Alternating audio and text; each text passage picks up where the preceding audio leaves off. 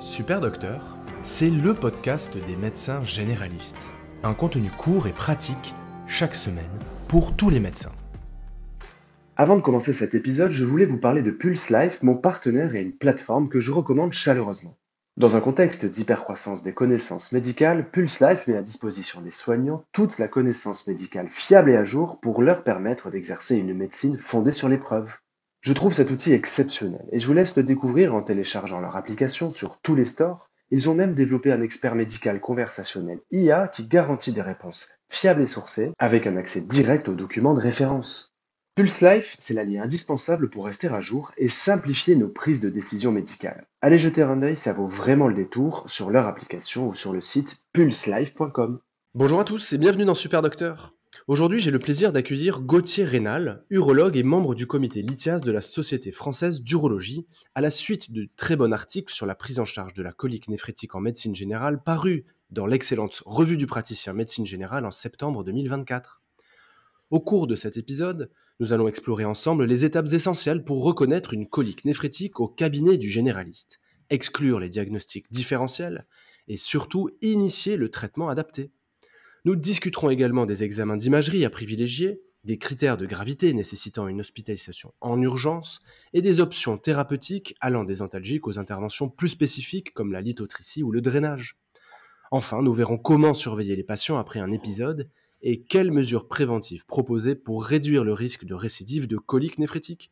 Bonjour Gauthier. Bonjour Mathieu et bonjour à tous. Merci beaucoup d'être présent avec moi aujourd'hui pour parler de la colique néphrétique. Je vais vous poser ma première question. Quels sont les signes cliniques typiques d'une colique néphrétique, c'est-à-dire quel est le profil du patient type souffrant de colique néphrétique qui vient consulter au cabinet du généraliste ? Alors, la colique néphrétique, c'est effectivement un syndrome douloureux qu'on connaît tous assez bien, hein, puisqu'on a vu ça dès notre deuxième année de sémiologie, à côté de l'angine de poitrine et de la sciatique, par exemple. Donc, c'est une douleur du flanc qui irradie vers les organes génitaux externes. Donc, ça peut être la vulve chez la femme, le gland, le scrotum chez l'homme. D'installation extrêmement brutale, mais qui peut céder de façon tout à fait aussi brutale. Alors, simplement, en dehors de ce tableau extrêmement typique, il y a des éléments à prendre en ligne de compte, hein, c'est le caractère extrêmement brutal d'une douleur latéralisée. Donc la latéralisation, c'est important, c'est-à-dire quelqu'un qui décrirait une douleur abdominale mais pas latéralisée, c'est pas très en faveur d'une colique néphrétique. Peuvent s'y associer des signes urinaires, soit des signes urinaires comme un saignement, une hématurie macroscopique, soit des signes urinaires dont on verra peut-être la valeur qu'ils peuvent avoir aussi, à type d'impériosité, comme ce qu'on appelle assez classiquement les signes de cystite. Et puis parfois, c'est le tableau de l'irradiation qui prédomine, c'est-à-dire qu'on a certains tableaux où finalement les gens rapportent essentiellement des douleurs scrotales, donc c'est plus rare, mais on peut voir des patients arriver avec uniquement des douleurs scrotales qui en fait sont des coliques néphrétiques un petit peu abattardies. Très bien, donc on a ce patient typique qui se présente avec une douleur brutale du flanc pouvant irradier vers ses organes génitaux qui est vraiment latéralisé, avec volontiers des signes urinaires. Quelle est donc la première étape de la prise en charge diagnostique, d'abord clinique, au cabinet pour confirmer ce diagnostic, éventuellement à ce stade clinique de l'interrogatoire et de l'examen, et limiter d'autres examens ? Alors, ce qui peut être intéressant, l'examen clinique, pour être honnête, est assez pauvre. Alors, je dirais ça pour la colique néphrétique. C'est pas vrai. Je parle que de ma spécialité d'organe. C'est en pathologie prostatique. L'examen clinique est important. En pathologie scrotale, en trouble mictionnel, l'interrogatoire est très important. Là, l'examen clinique consiste juste à percuter la fosse lombaire, donc juste en dessous de la dernière côte, pour éventuellement provoquer une douleur qui est très en faveur du diagnostic. Pour ceux qui possèdent un échographe justement au cabinet, ça peut être intéressant de visualiser une obstruction de l'appareil urinaire qui est en faveur donc du diagnostic de colique néphrétique. On n'a toujours pas parlé jusqu'à ce stade de cause des coliques néphrétiques, qui sont dans 95% des cas dus au calcul, mais effectivement ce qu'on recherche c'est une obstruction. Et puis après, on peut éliminer des caractères de gravité, et notamment, il faut idéalement prendre la température du patient, s'assurer que l'hémodynamique est correcte et qu'on n'a pas d'éléments en faveur d'une infection en cours. Très bien. Alors, vous me disiez justement que 95% des coliques néphrétiques étaient dues à des calculs. Quels sont les 5% de causes restantes que j'ignore ? Oui. La colique néphrétique, donc qui est un syndrome douloureux, c'est l'obstruction brutale de la voie excrétrice. Mais cette obstruction, elle est effectivement due à un calcul dans la plupart des cas, mais il y a un certain nombre de cas où en fait il s'agit d'un saignement de la voie excrétrice, donc d'un caillotage.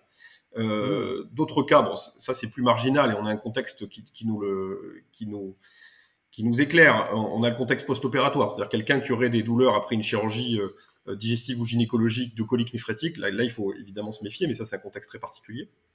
Et puis il y a aussi la tumeur urothéliale, qu'il s'agisse d'une tumeur de l'urtère ou d'une tumeur de vessie qui obturerait le méa urétéral avec un risque donc de compression et de colique néphrétique due à l'obstruction. Mais encore faut-il que l'obstruction soit brutale ou intermittente, c'est-à-dire qu'une obstruction qui s'installe à bas bruit n'est pas censée donner une colique néphrétique. Et donc, je parlais d'imagerie tout à l'heure, pardon, c'est une digression, mais il n'y a pas de corrélation très exacte entre le degré de dilatation et le degré de la douleur. On peut avoir une petite dilatation et une grande douleur, et inversement. Très bien. Est-ce que la bandelette urinaire a sa place ? La bandelette urinaire peut être un petit plus, effectivement, dans un tableau qui suggère une colique néphrétique. Si on s'y ajoute une hématurie microscopique, si les urines étaient visuellement normales, ça peut être un élément de plus. Mais, par exemple, dans l'exemple que je prenais de la tumeur de vessie, attention, là, il ne faut pas que ce soit l'arbre qui cache la forêt. Et il faut, évidemment, éliminer une tumeur de vessie potentiellement derrière. Très bien. Est-ce que vous pouvez nous parler, Gauthier, des critères de gravité ? C'est-à-dire, qu'est-ce qu'il faut reconnaître comme drapeau rouge chez ce patient et quand est-ce qu'il faut l'orienter vers les urgences ? Alors, la tumeur de vessie, donc il ne faut pas la méconnaître, mais il n'y a pas de risque immédiat. La colique néphrétique fébrile, ça, il faut vraiment pouvoir la reconnaître parce que ça, la prise en charge doit être réalisée dans la demi-journée si possible. Hein. Il faut pouvoir assurer un drainage du patient. Alors, j'ai envie de dire, ça dépend comment les choses se présentent. On pense toujours à la colique néphrétique qui aurait de la fièvre. Donc ça, il faut évidemment, idéalement prendre la température, s'assurer qu'il y a des frissons ou pas de frissons. On a le phénomène de sueur froide qu'on peut avoir lié à l'hyperadrénergie dans la colique néphrétique, mais normalement, on n'a pas de crise de frisson. Donc si on a une crise de frisson, une température élevée, si on devait faire de la biologie, on en reparlera probablement après, qu'on a un syndrome inflammatoire biologique, tout ça, ça doit nous orienter vers une prise en charge urgente. Alors soit effectivement l'adressage aux urgences dans un centre qui dispose d'un correspondant urologue sur place ou joignable, soit même au maximum en joignant son correspondant habituel s'il est habilité à recevoir des urgences. Quelle est la valeur du frisson ? Le syndrome septique, c'est-à-dire que si on a un patient qui commence à frissonner au décours d'une colique néphrétique, méfiance. Et alors, je vous disais tout à l'heure, les choses parfois se présentent à l'inverse, c'est-à-dire qu'on a une pyélonéphrite. Les recommandations, à moins qui à ma connaissance n'ont pas été modifiées, font état du fait que dans la pyélonéphrite aiguë, il faut faire une imagerie dans les 48 à 72 heures pour s'assurer de l'absence d'obstacle, en l'absence de critères de gravité. Et justement, là, si on a une pyélonéphrite qui se révèle avoir une dilatation à l'imagerie, qu'il s'agisse d'une échographie ou d'un scanner, peu importe, il faut savoir l'orienter au plus vite pour assurer un drainage rapide. Même si l'indication peut être après rediscutée, hein, ça c'est autre chose. Mais en tout cas, il faut savoir l'adresser vite. Ok, donc en fait, le gros drapeau rouge, le grand signe de gravité, c'est la pyélonéphrite aiguë, c'est-à-dire la colique néphrétique fébrile. Exactement. Soit on a une colique néphrétique fébrile, soit une pyélonéphrite avec une obstruction constatée secondairement. C'est en fait évidemment la même maladie, mais simplement c'est la façon dont les choses se présentent. Il faut assurer un drainage rapide. Ok, très bien. Alors, on va venir aux examens d'imagerie, qui sont souvent assez difficiles à avoir, dont l'indication est parfois assez floue. Est-ce que vous pouvez me parler des examens d'imagerie qui sont recommandés pour confirmer le diagnostic de colique néphrétique et éliminer, si besoin, les diagnostics différentiels dont on va parler juste après, s'il vous plaît ? Oui, tout à fait. Alors, l'examen clé au décours d'une colique néphrétique, l'examen d'urgence, parce qu'il est rapide à faire, il peut être facile à obtenir, je vais vous donner un petit truc pour l'obtenir rapidement, c'est le scanner sans injection. C'est-à-dire qu'en 30 secondes, on a une réponse, sur le diagnostic étiologique, c'est-à-dire est-ce qu'il y a un calcul ou est-ce qu'il n'y a pas un calcul. Et éventuellement, bon, ça c'est des histoires de protocoles locaux, le radiologue peut être amené à proposer une injection s'il n'y a pas de calcul retrouvé. Deuxièmement, c'est un excellent examen pour le diagnostic différentiel. Alors là, je pense par exemple au syndrome vasculaire, aux fissurations aortiques qui sont certes pas fréquentes, mais le jour où on en a une, on est content de le savoir. Et donc le scanner, même sans injection, permet d'avoir une idée de l'état de l'aorte abdominale. Et puis le scanner, justement, il est sans injection. Et alors ça, c'est le petit truc pour pas se faire avoir. quand vous appelez un correspondant qui filtre les appels par une secrétaire, elle va dire à un scanner, on n'a pas la place, mais vous lui répétez 3 fois que c'est sans injection. Et sans injection, un scanner sans injection, on a toujours 30 secondes à consacrer à un scanner sans injection pour une suspicion de colique néphrétique. Donc ça, parfois il faut dire c'est sans injection, je voudrais un scanner s'il vous plaît. Alors, excellente astuce, ok, on s'en souviendra de celle-ci. Alors, est-ce que l'échographie peut remplacer? Ça a longtemps été clairement un très bon examen. Simplement, ce qui manque à l'échographie, c'est qu'elle ne voit pas le calcul dans 20% des cas, donc c'est extrêmement frustrant de faire éventuellement le diagnostic sans avoir le diagnostic étiologique. Elle peut passer à côté de diagnostic différentiel, et donc c'est un petit peu frustrant. Pour le suivi, c'est autre chose.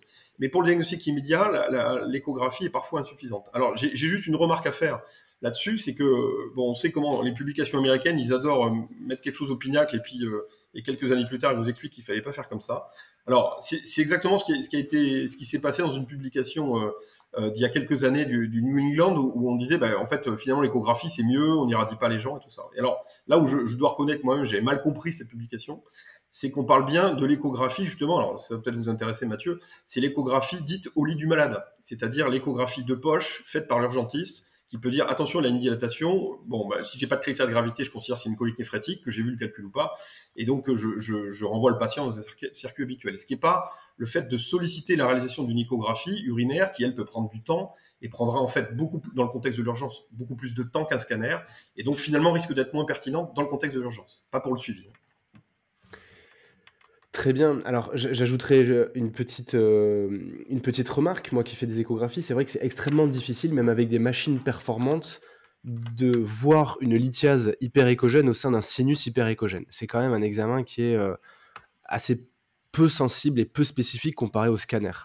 Est-ce qu'on peut dire que le scanner sans injection est à préférer le plus rapidement possible dans le cas d'une colique néphrétique? Alors clairement, je pense que précisément la publication dont je parlais ne modifie pas les choses. Le scanner a une sensibilité qui est maximale, on atteint presque les 100% pour le diagnostic de calcul. Il a une très bonne spécificité, il permet d'être complètement exhaustif, c'est-à-dire qu'on peut faire une colique néphrétique gauche et puis un petit calcul peut menacer à droite et inversement, et donc on est sûr de faire le tour de l'ensemble des calculs, on élimine les diagnostics différentiels dangereux et notamment les pathologies aortiques. Donc le scanner, à mon avis, est incontournable. Ce qui est parfois un peu frustrant, c'est qu'effectivement un patient qui arrive aux urgences, par exemple, s'il y a un plan blanc, s'il y a 3 personnes en train de comater aux urgences, c'est compliqué d'obtenir un scanner peut-être à ce moment-là. À ce moment-là, il faut le faire le plus rapidement possible, chaque fois que c'est possible. Et c'est important de ne pas trop tarder, parce que ce qui est extrêmement frustrant, ce qu'on voit parfois en consultation urologique, c'est que nous sont adressés des patients qui ont une suspicion de colique néphrétique. Le scanner est fait à J5. Si c'était un petit calcul, il a disparu. Alors on va chercher les petits signes indirects d'obstruction calculeuse, mais on ne les trouve pas toujours. Et ça, c'est un peu frustrant. C'est-à-dire qu'on n'a pas répondu à la question. Donc un scanner autant que possible et dès que possible. Très bien, c'est clair. Est-ce qu'on doit faire une biologie devant ce cas de colique néphrétique? Oui, alors là encore, idéalement, il faut la faire pour plusieurs raisons. Un, pour chercher des critères de gravité. Alors, CRP, pas CRP, c'est toujours discutable. Hein. Il y a des urgentistes, par exemple, qui préfèrent la procalcitonine, mais ça peut être intéressant. Attention à ne pas se laisser avoir par l'hyperleucocytose qu'on peut avoir dans les syndromes douloureux. Donc, on peut avoir une petite hyperleucocytose, c'est pas forcément un signe de gravité septique.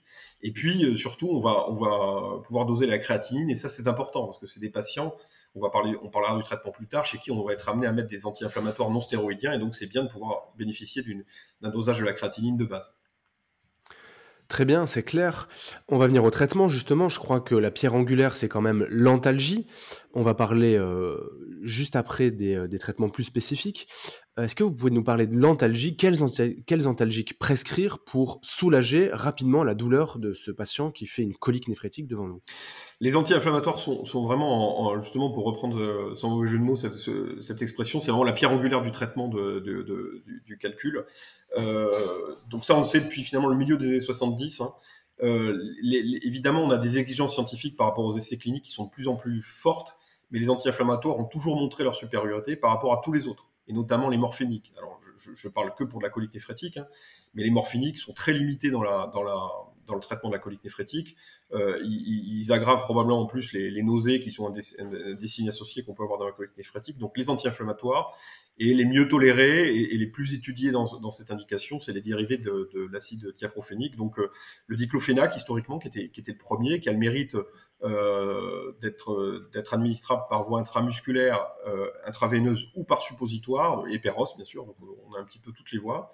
Et puis l'ibuprofène, alors aux doses supérieures aux doses habituelles quand on l'utilise en autoprescription, hein, c'est-à-dire qu'il ne faut pas hésiter à aller jusqu'à 1200 mg, parfois 1600 mg par jour d'ibuprofène, ou le kétoprofène, à des doses qui sont celles des rhumatismes en phase aiguë, hein, c'est-à-dire habituellement c'est 200 mg par jour maximum. Très transitoirement, on peut aller jusqu'à 300 mg par jour. En tout cas, il y a un conseil que je donnerais à tous, c'est de fractionner les anti-inflammatoires. Alors ça c'est une vue de l'esprit, ça n'a pas fait l'objet d'études à proprement parler.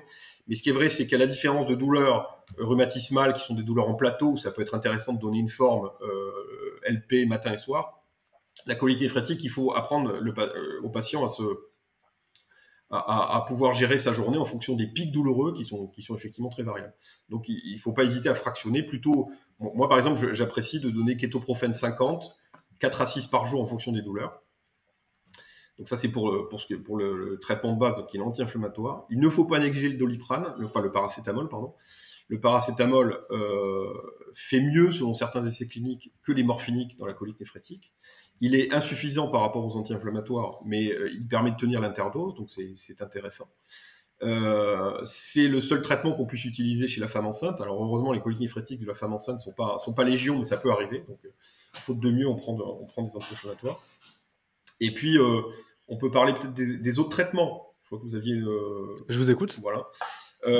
On sait, et ça fait même l'objet d'une revue de Cochrane, la chaleur a un bénéfice. Donc, il ne faut pas hésiter à dire aux patients de prendre une douche très chaude, un bain chaud, ou d'appliquer une bouillotte sur le flanc qui est douloureux, ça les soulage.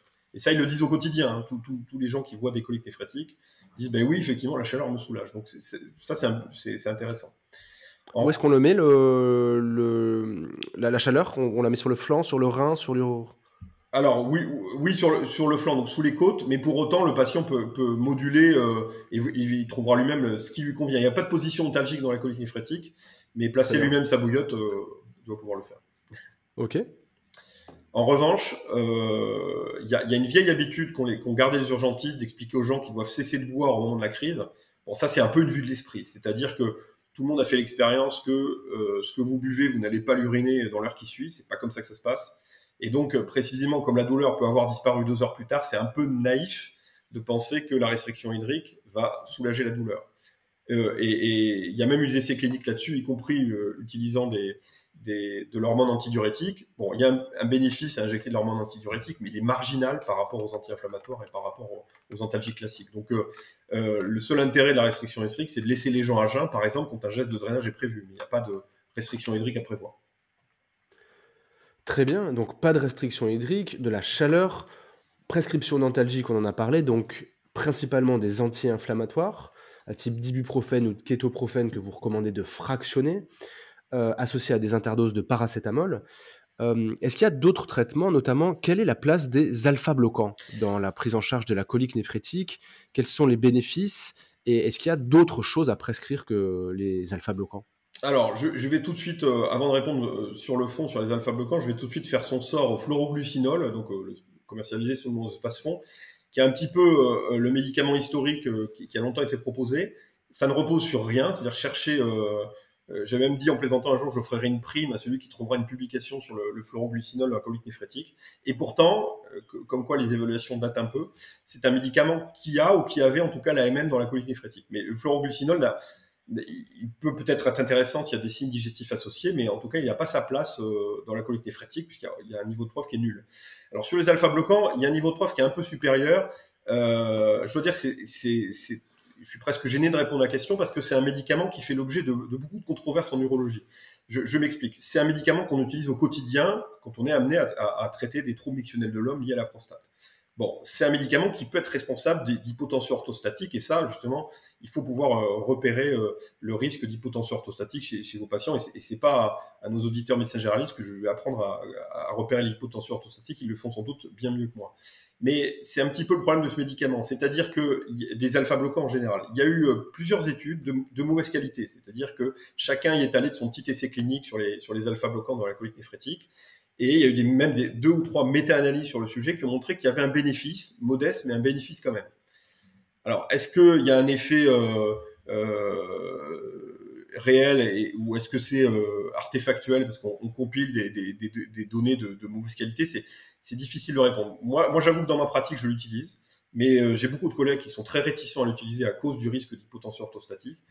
Bon, l'utilisant moi-même beaucoup pour l'hypertrophie de la prostate, je ne me dis pas qu'on prenne des risques. Il y a déjà eu des problèmes de gens qui ont fait des chutes ou effectivement des palpitations. Donc, le petit truc, c'est que si on décide d'en utiliser, il faut prévenir le patient que c'est hors AMM.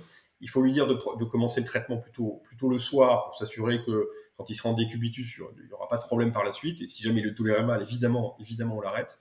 Les autres effets indésirables sont marginaux, hein, congestion nasale, ce qui est assez rare. Trouble de l'éjaculation, bon, si le patient est prévenu, il n'en fait pas un drame en général.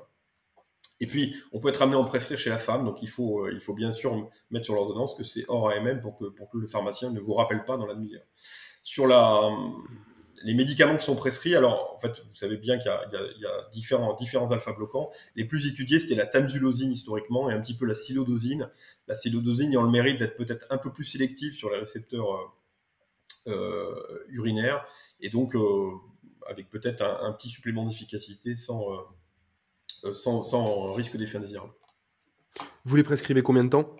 Alors, dans les études, ce qui apparaissait, c'est qu'il faut, il faut le prescrire à titre systématique, hein, si on veut être dans cette optique-là, et c'est de 10 à 21 jours en fonction des études. Après, je ne vous ai pas détaillé le rationnel. Bon, il ne s'agit pas de faire de la pharmacologie de l'urtère, mais effectivement, les récepteurs alpha qu'il y a sur le col de la vessie qui permettent aux hommes prostatiques de mieux uriner, on en a aussi sur le canal de l'urtère. Et donc, l'idée, c'est que relâchant le canal de l'urtère et luttant contre le péristaltisme un petit peu exagéré qu'on a au cours de la colite néphrétique, on arrive à promouvoir l'expulsion des calculs. Mais il semble même que, dans certaines études, l'utilisation des alpha-bloquants a pu diminuer le recours aux antalgiques. Donc, ça peut être intéressant. Très bien, c'est clair. Alors, quelles sont les indications maintenant d'un traitement interventionnel? Quand est-ce qu'il faut référer notre patient à un urologue, donc hors urgence, on en a parlé, hors syndrome infectieux avec lithiase obstructive? Quand est-ce qu'il faut référer notre patient à un traitement, à un urologue qui peut initier un traitement interventionnel? Oui, alors, bon, donc on l'a dit tout à l'heure, en cas de fièvre, il faut un drainage et un drainage exclusif, c'est-à-dire que, sauf difficulté à drainer et qui sortirait de ce cadre-là, on pose une sonde double J, en deuxième intention une sonde néphrostomie que parfois certains radiologues posent, d'ailleurs en urgence plus que les urologues, ça dépend des centres. Mais en tout cas, il faut drainer les patients. Quand on est en dehors de ces indications, ou bien sûr évidemment l'insuffisance rénale ou le rein unique. Quand on est en dehors de ces indications d'urgence vraie, l'urgence elle est fonctionnelle, c'est-à-dire que elle s'apprécie en fonction de ce que le patient rapporte, du caractère de ses douleurs, est-ce qu'il est soulagé, pas soulagé, des préférences du patient. Alors je m'explique, un patient qui part aux États-Unis ou sous d'autres contrées lointaines et qu'il a un calcul qui est un peu menaçant, on aura tendance à le drainer pour le mettre à l'abri et qu'il n'ait pas besoin de contacter son assurance de carte bancaire au cours de son voyage. Donc après, finalement, la question de savoir les patients chez qui on va être amené à intervenir ou pas, elle se fait en fonction de la probabilité d'expulsion. La probabilité d'expulsion, il y a des abats qui existent, hein, de longue date d'ailleurs, qui avaient été faits par des radiologues sur la bonne foi des scanners. Donc on sait que, c'est tout bête, hein, plus un calcul est avancé dans l'urtère, plus il a de bonnes chances de s'expulser spontanément. Donc un calcul lombaire, grosso modo, on est à 50% de chance. S'il est dans une taille intermédiaire, on va en parler de la taille, il a 50% de chance ou 50% de risque d'être bloqué, 50% de chance d'être expulsé. Un calcul très distal, je dis par distal, c'est-à-dire au-delà de la crête iliaque et encore plus à proximité de la vessie, on atteint des probabilités plus importantes. Après, la taille va être en ligne de compte, rentrer en ligne de compte. C'est-à-dire qu'un calcul de plus d'1 centimètre, il y a quasiment très peu de chances qu'il s'expulse spontanément. Un calcul de moins de 5 mm, on a de très bonnes chances qu'il s'expulse spontanément. Un calcul intermédiaire, c'est-à-dire qu'entre 5 et 10 mm, alors c'est là que précisément les alpha-bloquants peuvent avoir un intérêt. Ils n'ont pas d'intérêt avant 5 mm parce que la probabilité est forte de l'expulsion spontanée. ils ont aucun intérêt après 10 mm parce que de toute façon, ça ne changera pas grand-chose. Donc là, on peut essayer les alpha-bloquants dans l'attente d'une prise en charge interventionnelle si le calcul n'a pas été expulsé, par exemple, dans les 3 semaines. Et après, sur la prise en charge interventionnelle, donc en dehors du drainage, qu'on peut être amené à faire donc, dans l'urgence, ou qu'on peut être amené à faire, faute de mieux, quand par endoscopie, on n'a pas réussi à accéder à l'urtère, ce qui peut arriver encore dans 10 à 15% des cas. Donc on peut proposer 2 types de traitements. Donc l'endoscopie, qu'on appelle l'urétéroscopie. Donc d'emblée, je vais chercher le calcul et je le désintègre avec soit un moyen de fragmentation balistique, soit avec un laser, ou alors je l'attrape avec un panier, ça existe aussi. On réserve ça plutôt à ce qu'on appelle l'urtère distale, c'est-à-dire iliaque ou pelvien. L'urtère lombaire, on n'aime pas trop intervenir dans l'urgence, on sait qu'on a plus de problèmes. Et puis la lithotricie, qui est certes en perte de vitesse, mais qui n'a pas complètement disparu. Et on sait que la lithotricie en urgence, elle a un intérêt, c'est-à-dire qu'on met le patient sur table. Dans la majorité des cas, la majorité des centres, on pratique ça sans anesthésie. On peut soulager le patient avec une séance d'onde de choc focalisée sur son calcul. Et donc ça reste intéressant. Très bien. Donc notre patient a bien été diagnostiqué, nous l'avons bien traité, si besoin référé à un urologue. On est à distance de l'épisode douloureux, le patient va mieux. Est-ce que vous pouvez aborder la surveillance de notre patient qui a présenté un épisode de colique néphrétique? Oui, la surveillance est importante, c'est vraiment important d'en parler, parce qu'il ne faut pas se contenter de dire j'ai vu un patient avec une colique néphrétique, il est jeune, il n'a plus de symptômes, et son calcul était à haute probabilité d'expulsion. Il ne faut pas se contenter de ça parce qu'on a tous vu dans notre vie d'urologue des coliques néphrétiques un peu négligées avec un patient qui revient quelques années plus tard avec un rein détruit sur un calcul resté en place et un petit peu ignoré. Que se passe-t-il pour que le calcul reste en place? Il se passe que finalement, on disait tout à l'heure, la colique néphrétique, c'est la mise en tension brutale de la voie excrétrice, mais le rein finit par s'habituer à travailler à haute pression et puis finalement la pression fait qu'il y a de moins en moins d'urine excrété par ce rein et puis finit par s'éteindre sans qu'on s'en rende compte. Donc on peut ne pas avoir mal et pour autant ne pas avoir expulsé son calcul. Donc tout ça pour dire qu'il est important de s'assurer de la bonne expulsion du calcul par la pratique d'une imagerie. Et c'est là que je reviens à l'échographie tout à l'heure. Si on a un doute, on peut toujours être amené à refaire un scanner, mais il ne faut pas multiplier les scanners. On sait qu'au bout d'un moment, on prend des risques en termes d'irradiation. C'est là que l'échographie peut être parfaitement suffisante. Si on sait qu'on a un calcul qui est situé à tel endroit et que par la suite, on peut se contenter d'une échographie associée à une radio pour voir si on visualise le calcul à la radio, eh ben c'est largement suffisant, dans la grande majorité des cas, avec un scanner, cette fois en deuxième intention. Donc oui, il faut assurer un suivi d'imagerie. Très bien, et donc principalement par de l'imagerie, très bien. Nous n'en avons pas parlé, mais on demande au patient, lors de son épisode, de récupérer son calcul, je crois, pour le faire analyser. Et qu'est-ce que ça va changer, la nature de ce calcul, pour les suites de la prise en charge? Oui. Donc justement, la première partie du suivi, c'est s'assurer de l'expulsion du calcul, comme on vient de le dire. Mais effectivement, il faut essayer autant que possible. Il y a 2 choses à faire pour prévenir le risque de récidive. Parce que la lithiase, on parle de la lithiase en tant que maladie, on parle des calculs qui sont l'expression de la maladie lithiasique. Mais là, on rentre, en posant la question de l'analyse du calcul, dans la prise en charge de la maladie lithiasique. C'est-à-dire, le risque de récidive, le risque de survenue d'une nouvelle colique néphrétique, mais aussi les pathologies associées, les désordres nutritionnels qui peuvent exister derrière cette lithiase. Donc le type de calcul, certes, très majoritairement, on a de l'oxalate de calcium, mais encore faut-il savoir de quel sous-type on parle. On a de l'oxalate de calcium monohydraté, qui est le calcul qui peut être dû à un excès en oxalate, qu'il soit d'origine nutritionnelle ou qu'il soit d'origine digestive, puisqu'on a des cas digestifs des pathologies digestives, notamment la RCH et le Crohn, qui peuvent donner des hyperoxaluries. Mais on a aussi donc l'oxalate de calcium dihydraté, pour lequel il faut rechercher un excès de calcium dans les urines, excès qui peut être soit dû à des pathologies endogènes, je pense à l'hyperparathyroïdie notamment, soit plus rarement à un excès de calcium alimentaire, ce qui est en fait une circonstance désormais assez rare. On est plutôt dans la plupart des cas dans le cas inverse. Et alors, qu'est-ce qu'on fait une fois qu'on a analysé ce calcul, qu'on sait d'où il vient? C'est l'objet de ma dernière question. Est-ce qu'il y a des mesures de prévention des récidives? Est-ce qu'on peut conseiller à nos patients telle ou telle intervention alimentaire, hydrique ou que sais-je, pour empêcher une récidive? Oui, donc il y a des mesures qui sont des mesures, j'ai envie de dire, tout venant, c'est-à-dire que augmenter ses apports hydriques, viser les 2 litres par jour, c'est parfois très dur, mais On a maintenant la mode des fontaines à eau et des gourdes, et ça c'est très bien, c'est-à-dire que et d'ailleurs, soit dit en passant, le conseil vaut aussi pour les infections urinaires à répétition, qu'on voit beaucoup en médecine générale. Donc, avoir sa gourde avec soi, avoir sa fontaine à eau pas loin, prendre l'habitude de prendre un verre toutes les heures, c'est une bonne chose. Contrairement à une idée reçue, il ne faut pas supprimer ses apports en calcium. On sait que, en fait, trop peu. Les urologues l'ont fait pendant des années jusqu'au milieu des années 90. On expliquait aux gens, déplétez votre alimentation en calcium, vous ne ferez plus de calcul. On sait que ça, c'est une erreur, parce que quand on est déplété en calcium, on a une hyperparathyroïdie réactionnelle qui peut aboutir à du relargage osseux de calcium. Donc, il faut, pour éviter que ça survienne, avoir un apport normal, c'est-à-dire, on considère 2 rations de calcium par jour, un morceau de fromage et un yaourt, par exemple, et plus le fromage est dur, plus il est riche en calcium, soit dit en passant. Ensuite, il faut, idéalement, et ça, c'est vrai pour plein de choses en médecine, mais il faut limiter son apport en sel. Le sel excrété dans les urines est aussi pourvoyeur d'excès de calcium dans les urines, et ça favorise les calculs.